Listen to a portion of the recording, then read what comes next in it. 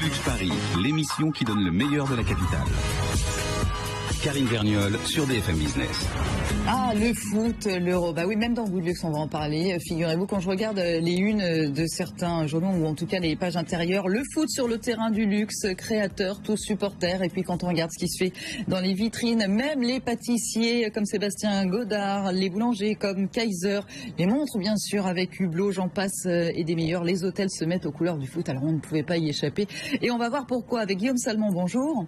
Vous êtes porte-parole du concept store Colette, rue Saint-Honoré à Paris. Pascal Montfort, bonjour.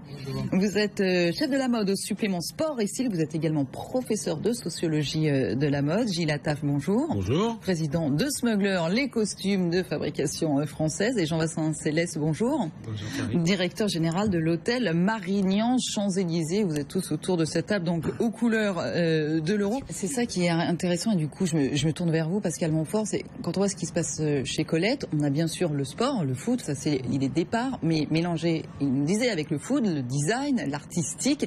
Et c'est peut-être ça qui est nouveau, c'est que tous ces éléments, tous ces acteurs de la création n'étaient pas forcément, on ne se laissait pas inspirer par le foot auparavant. Ce qui est nouveau sans doute, c'est plus l'acceptation, comme le disait Guillaume, c'est-à-dire aujourd'hui tout le monde est décomplexé du fait d'aimer le foot. Il y avait une sorte de snobisme vis-à-vis de ce sport, tout simplement parce que c'est le sport le plus populaire, et notamment en France, qui dit populaire dit forcément pas non élitiste, mais il y a toujours eu des artistes, des créateurs de mode, des designers, des grands chefs qui aiment le foot et qui continuent à soutenir le foot. Aujourd'hui simplement ils prennent la parole.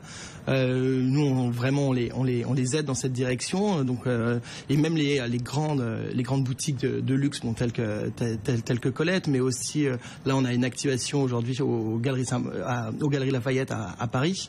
On fait une opération qui s'appelle Fun Fashion Football.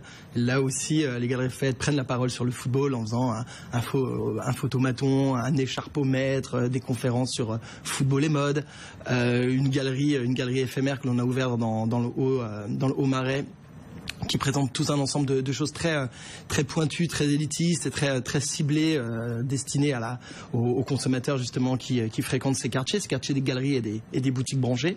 Donc non, la passion pour le foot n'est pas nouvelle, mais effectivement mais ça devient branché. Ça devient branché. Ouais. Vraiment, ça devient difficile. Alors vraiment, il s'est passé un suivi, c'est-à-dire on est passé de j'aime le foot mais je ne le dis pas trop dans certains milieux à il faut vraiment que je l'annonce, et ne pas aimer le foot devient presque ringard. Et c'est ça qui est terrible. Alors on va revenir sur une partie de la collection là que vous nous avez amenée, Pascal Montfort. Et puis surtout il y a un affect. Ce qui est formidable, c'est qu'avec l'euro il y a un affect incroyable, et du coup la marque est associée à un affect qui est, en ce moment on cherche de l'affect parce qu'on est dans une période encore une fois très compliquée, et dès qu'on peut avoir un peu d'affect comme ça sur un sujet, c'est intéressant. L'affect, ce sera le mot du jour. Je pensais pas qu'en parlant foot, Pascal Montfort, on parlerait autant d'affect, mais c'est ça en fait.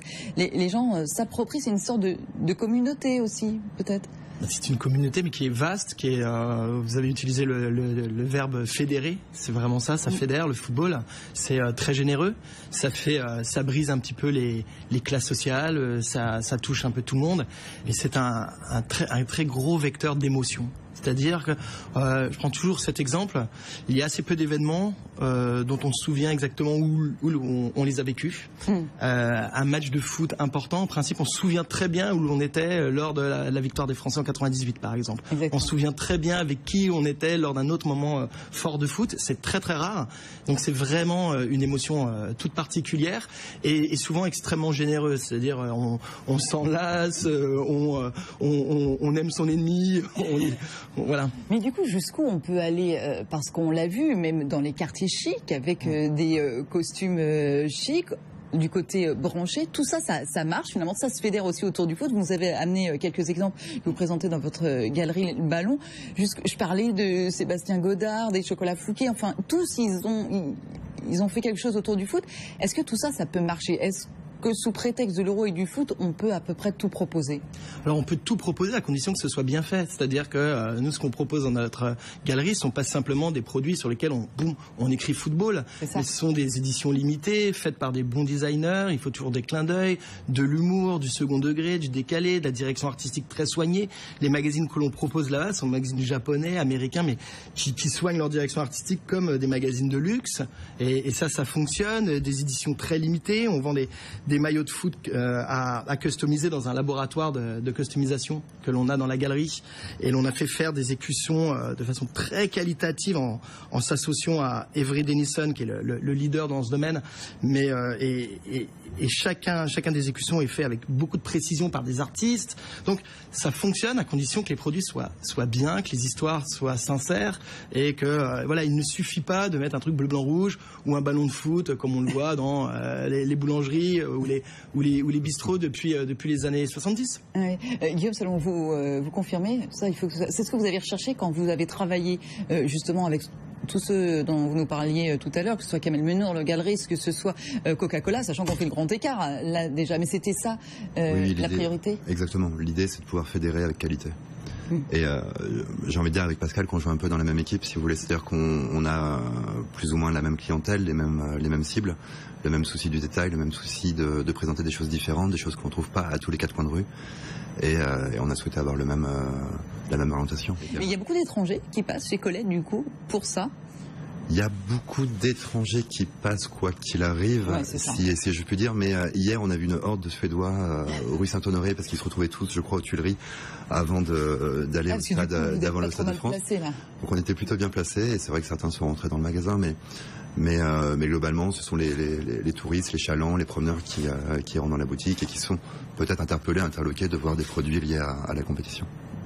Chez vous, j'allais dire chez vous, Pascal Monfort, mais au ballon, par exemple, dans votre galerie, aux Galeries Lafayette, est-ce que vous avez l'impression que les étrangers, ça prend aussi, ou que ce foot branché, il est plus français qu'autre chose? Non, alors aux Galeries Lafayette, sans aucun doute. Nous, dans notre galerie éphémère, on a plus, jusqu'à maintenant, plus d'étrangers. C'est rue de Turenne, pardon. Ouais, rue de Turenne, on a plus d'étrangers que de Parisiens. Oui. En plus, alors, pour le coup, ce ne sont pas des chalands, ce sont des gens qui viennent immédiatement, qui nous ont suivis sur Instagram, qui suivent tout ce qu'on fait tout au long de l'année. Alors, on a eu des gens de la Corée, de Tokyo, beaucoup. On a eu hier des Canadiens, des Anglais, des Américains.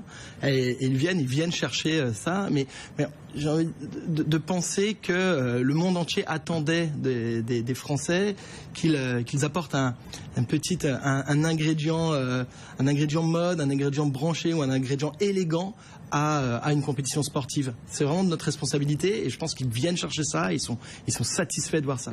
Voilà, on va terminer là-dessus, messieurs. J'ai envie de dire bon match.